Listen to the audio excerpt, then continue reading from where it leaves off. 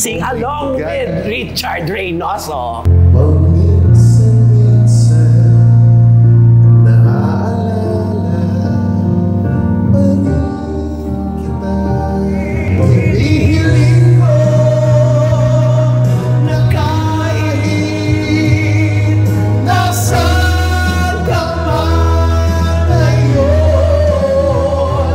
Kasi nung bata ako, regular yon. Kinuha ko to do commercials. Nung lumaki na ako, nawala na. Hindi na ako child star. Kung singer ka, hindi mo alam kung mag-hit yung kanta mo. Hindi naman ako sigurado kung tatanggapin ako ng tao.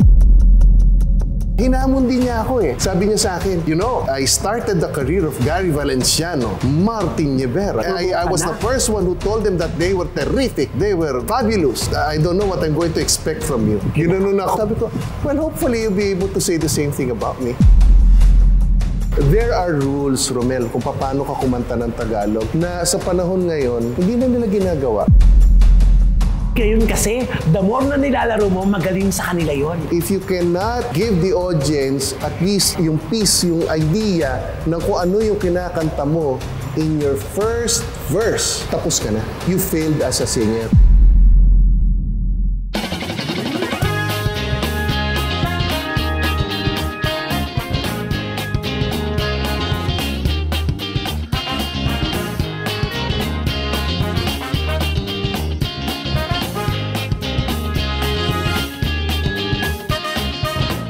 Telma ang mega, Telma ang bash. Dahil ang buhay ay chika-chika lang.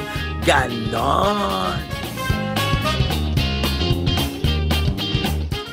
Hello mga kachika! Welcome to my vlog. And for today's video mga kachika, nako, isa na naman po sa mga kapitapitagang singer. Mga kapitapitagang mga kaibigan, alam ko, sabay-sabay tayong mag-memory lane. Kasama po ang nag-iisang Richard Reynoso. Ay, magandang araw sa iyo, Romel. Sama lahat ng mga milyong mga nanonood.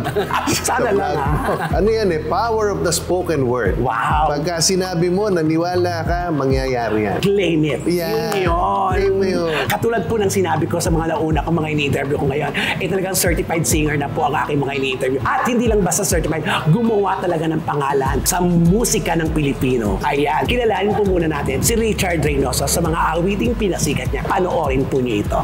Paminsan-minsan ang alaala mo'y nagbabalik. Isipin mo ako kahit paminsan-minsan na. Ikaw at ako, tayo ay Pilipino. Isang bansa, pati magkaisa. Pangarap ko'y bansang mapayapa.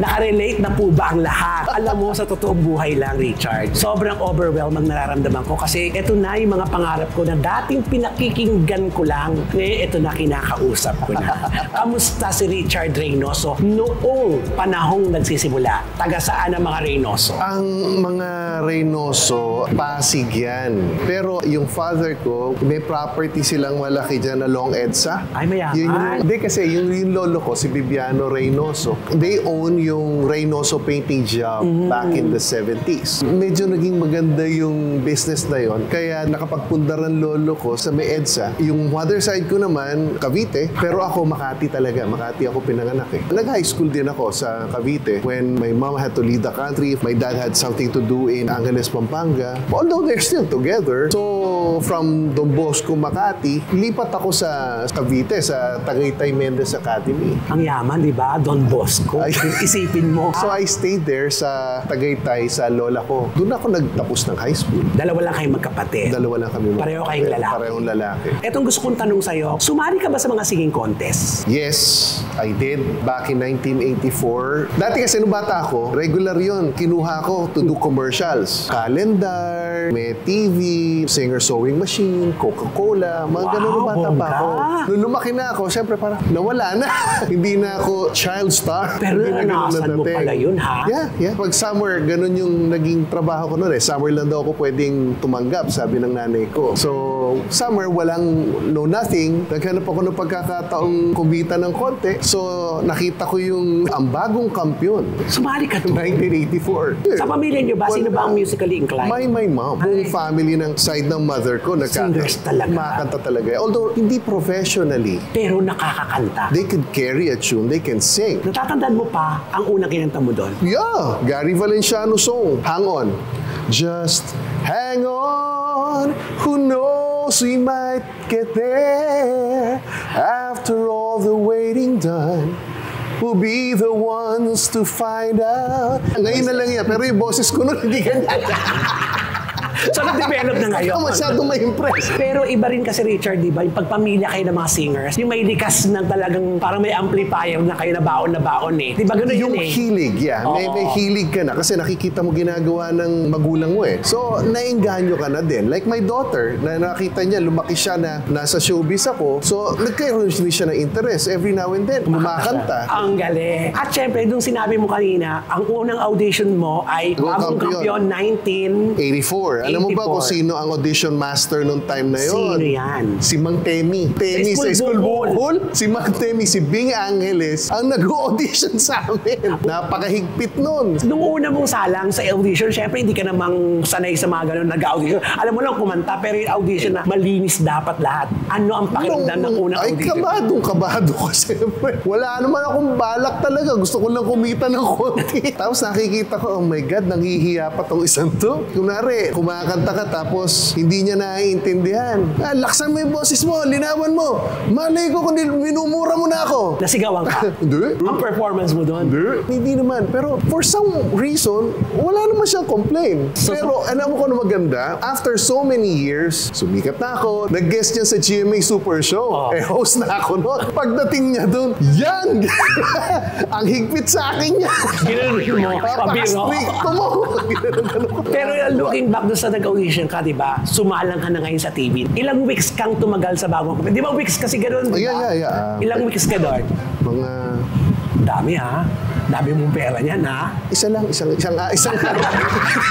third place lang ako sa daily. Nung naka-third place ka, ano sabi mo sa sarili mo? Masaya na ako, no? May kita na ako.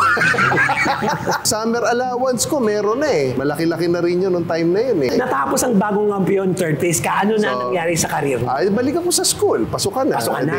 The following summer, may bago na namang singing competition. Student canteen.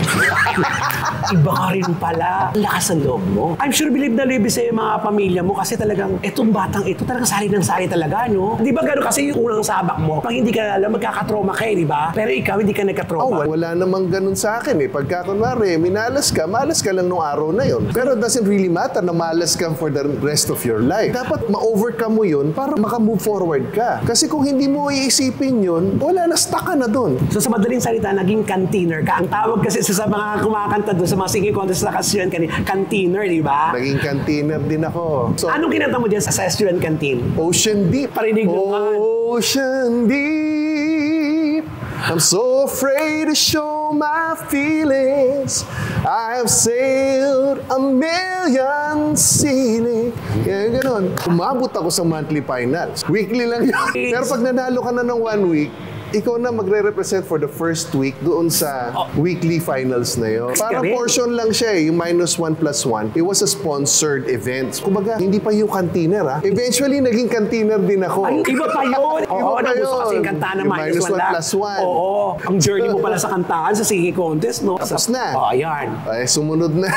Pasukan na naman. As much as possible, I want my summer to be productive. Pag tumigil ako sa bahay, alam kong katamaran na yung buong 3 buwan na yan. Hindi naman kami naghihirap. I needed to be active and I wanted to be in something that I truly love, which is singing. Sumunod na, may nag-audition. Nakita ko, over 250 applicants. 5 lang ang kailangan. Mag-host ng isang teen show sa PTV4. That time, ang PTV4 po, talagang patok na patok po ang PTV4. Parang rin yan, dahil ang dami naglalaban ng channel. Oo, 255 kayo nakuha.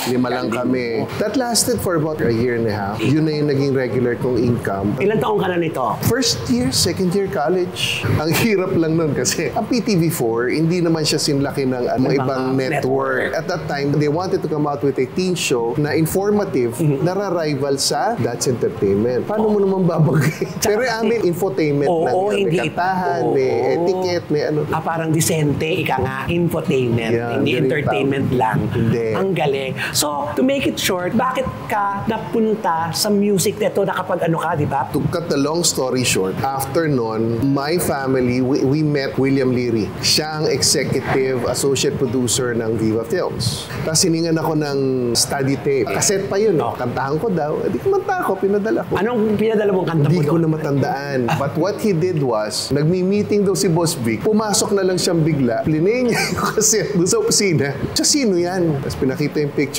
ko. Tapos pinatawag na ako. Had me sign a managerial contract, a recording contract, and a movie contract. So anong pakiramdam mo nun? Iba na kasi ito eh. Ang bilis ang pangyayari para sa karir mo yan. Masyadong mabilis. Ang sarap ng feeling. Siyempre overwhelming. Pero ang problema nito, summer lang ako nagtatrabaho kasi nag-aaral ako. Ayaw din ng mom mo. Ayaw niya. Gusto mo mag-artista? Magtapos ka muna. Pero nung bata ka pa kasi, sasabihin mo, gusto ko na mag-artista. Pero naisipin mo, pera na yan eh. Oo, ito na yun ito na yan. Pero we were made to believe. At the same time, nakikita ko rin doon sa mga iba kasing established o naging established na artist doon, na pag sumikat ka, unang-unang iniisip ng mga artista ngayon, mga bata ngayon na superstar na, is to maintain it. Kung wala na ako sa showbiz, at least may business ako. Noong time na yun, wala. Ang mentality ng mga nauna sa atin, may mga tumitira sa hotel, ginawang bahay yung hotel. Tapos nung mawala na, meron pa ako nabalitaan na tumira sa sementeryo. Yun yung takot ko na hindi naman ako sigurado kung tatanggapin ako ng tao. Totoo. Hindi ko naman Sugal alam din kasi kung yan, ma-enjoy diba? ako. Yeah, sugal talaga yan. So, kailangan may matapos ako. Ayokong maging ganun. Alam mo ba ang ginawa ko? May 1 taon pa ako dapat para matapos. Nag-summer class ako. In advance mo? In advance ko. So, natapos ako ng Business Administration, Marketing Management, PCU, 1990. Nung matapos yun, akala mo ba nagmarcha pa ako? Wala nang marcha-marcha. Email nyo na lang yung diploma ko. Basta matapos lang ako, hindi ko naisipin yung kakaririn ko to para tataas ng mga grado ko dahil eto na yung trabaho eh. Backup ko na lang to if ever eh. Pero at least sigurado ako may foundation ako. Ay, oo. So, ang ginawa ko, Mami, I love you. Ito yung diploma ko. Magpipirma na ako.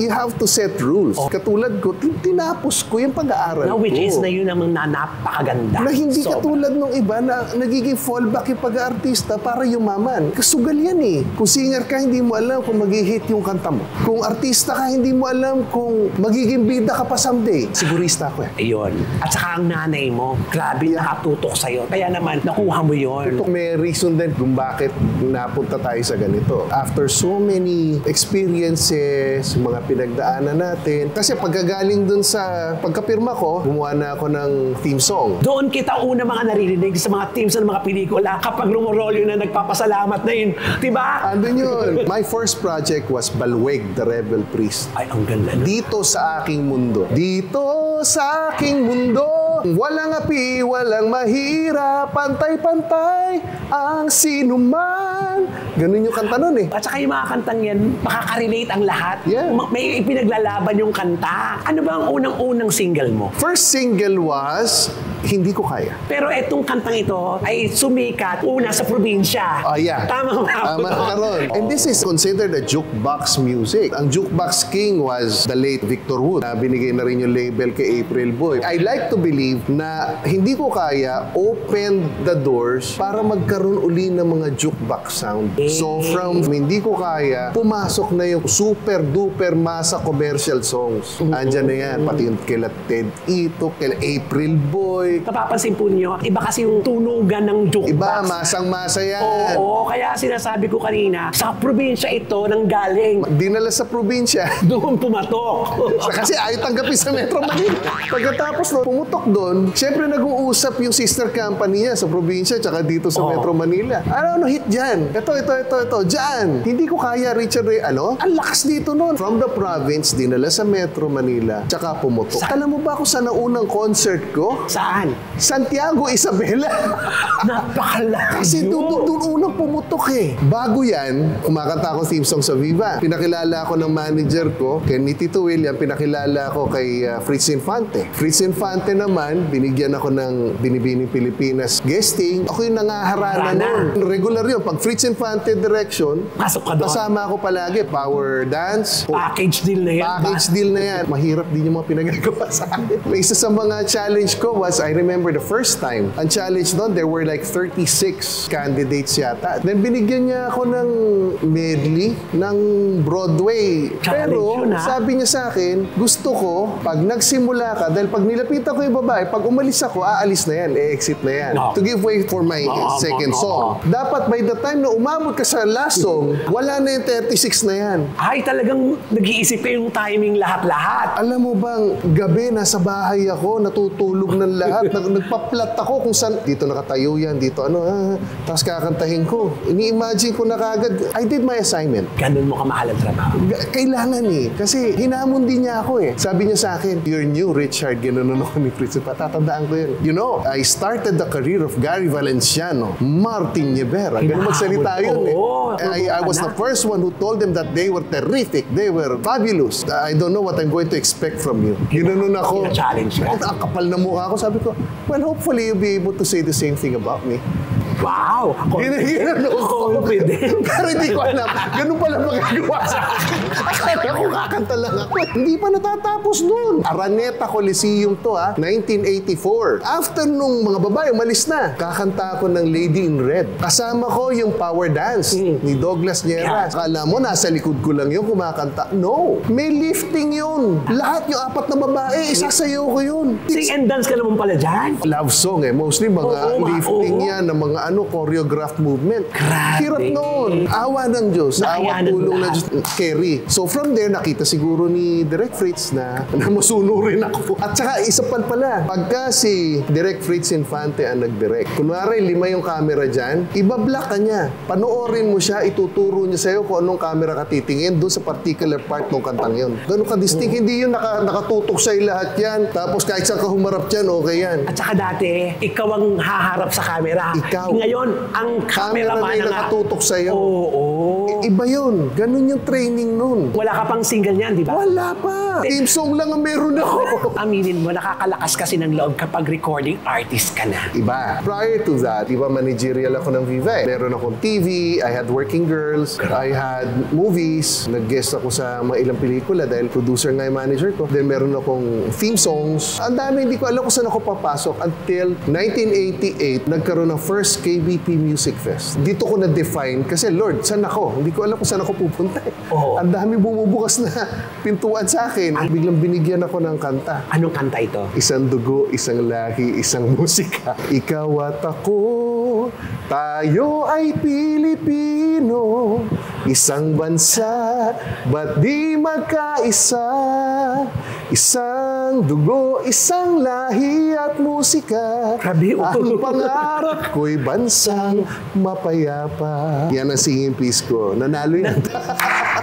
Nanalo siya. Isa sa mga nanalo. Doon na-define yung pagka-singer. Okay, singer ako. Ito na tatawagin mong certified. Certified singer ako. Nakapagpanalo ko ng kanta. Concentrate na ngayon ako sa pagkanta. Pagkatapos ito, itong pagkapanalo mo, After ni Direk Fritz Infante, nakapag-guest na ako sa lahat ng beauty pageants. Name it. Baron Travel Girl, Miss Asia Pacific, Ayan yung Mutya ng mga Pilipinas. Niligid ko yan. suki ka naman pala. Suki ako noon. Papakilala ko na yung mga mentors ko. Oo. So, Fritz Infante, Pinakilala sa akin ng Viva, nakatrabaho ko sa Working Girls, Al Quinn. Si Direk Al Quinn naman ang nakatrabaho ko. Siya naman na nagbukas ng door sa akin para makakanta sa mga prestigious awards night. So after nun, nag-guest ako kay Kuya Germs. One time, nakita ko si Tita Mids, the late Armida Sigon Reyna. Hinabol pa ako sa likod. Richard, gig-guest kita sa aawitan kita. Ito yung mga magandang itatanong sa mga singers na ganyan, yung mga biglaan, ano ang pakiramdam mo? Kasi syempre, respetado at saka yung TV show na yun talagang iba. But you have to remember, bata pa ako noon. Sabi mo, sige mo. Hindi big deal pa sa iyo yun. Wala. Akala ko kung ano-ano lang eh. Bigla na binigyan ako ng mga kanta. Oh my God, ano to? Classic ito. Paano ka naman nag-adjust ngayon sa kantang yan? Hindi madali. Ang hirap. From pop, kakanta ka ng kundiman. There are rules, Romel, kung paano ka kumanta ng Tagalog na sa panahon ngayon, hindi na nila ginagawa. Pero kung nakakausap nila yung the likes of Armida Sigon Reyna, Professor Senisal, Levi Celerio, pag nakausap mo yan, hindi ka papasa. Kasi iba yung standard ng pagkanta ng Tagalog. American anthem. Pwede nila laro-laruin yun eh, kasi ganun na kultura nila eh. Dito sa atin, may numero yan. Yung beat yan, hindi ka natapos, may running time lang yan. Kasi marcha yan eh. Parang ang sinasabi mo, disiplina sa pagkanta. May rules. Nawala na. May Ngayon. rules yan. One good example, and I see that kahit sa mga ibang singers ngayon. Ayan, makinig po kayo. May voice Makikita mo lesson yan, tayo ha? dito for today's video. Typical problem, puso, maragsak. Meaning, you stress on the O. Puso. Hindi siya puso. Wala siyang H. Ganon ang mga disiplina ng mga singers dati. Wari, parang pangako sa'yo. Hindi ganon. Hindi ganon Dati yan. kasi, di ba, pag kumanta ka, kantahin mo lang ito ng naaayon sa kanta. Huwag mo nang laruin. Ngayon kasi, the more na nilalaro mo, magaling sa kanila yon. Yeah, Di kasi ba? masyado ng technical. But you have to remember, ikaw yung storyteller eh. Ang storya yung kanta. Ika nga ng late Bernardo, mentor ko rin yun. Husay. Ang sabi niya sa akin, if you cannot give the audience at least yung piece, yung idea ng kung ano yung kinakanta mo in your first verse, tapos ka na. Kumbaga, you failed as a singer. Sa mga lahat po nanonood, hindi lang po basta kakanta. No. Ang mga singers, dati po ito kasi iba na po ang pamamaraan ng mga singers ngayon kumanta. Ngayon ko lang sabihin, ang dasal ko at that time was, Lord, papasok ako dito sa kontratang to. Nakalatag na eh. Pero isa lang ho ang hiling ko sa inyo. Kung maaari, kung ano po ako pagpasok, ganun din po sana ako pag-alis. Ayoko lalaki ulo ko. Huwag mong kwentahin yung gagawin mo. Dahil kung may kwenta yan, sila mismo magbibigay sa'yo ng value mo. Pag nakuha mo yung mga bagay na to, kahit papano may chance ka sa industry. Dapat may connection ka. 1995, namatay ang father ko. Ang hirap magtrabaho. Bakit? Sanay ka na naandun siya. Every time I perform, I see him. 2018, 2019, nalaman ko na meron akong thyroid cancer, that there's this big chance na hindi na ako makakakanta. Siyempre, kauna ko kausap yung katuwang ko, asawa ko. Sabi ko kay Amor, mabubuhay naman tayo kahit hindi na ako makakanta, di ba? Ang Diyos ang nagbigay nito sa akin. Sabi ko, siya nagbigay. Kung tatanggalin niya, Lord, okay lang. Alam mo, pag wala ka ng control, that's when God controls you. Alam mo, ilang beses na pala, no? Ilang beses nang gusto kang kunin. Yung miracle of life, totoo siya.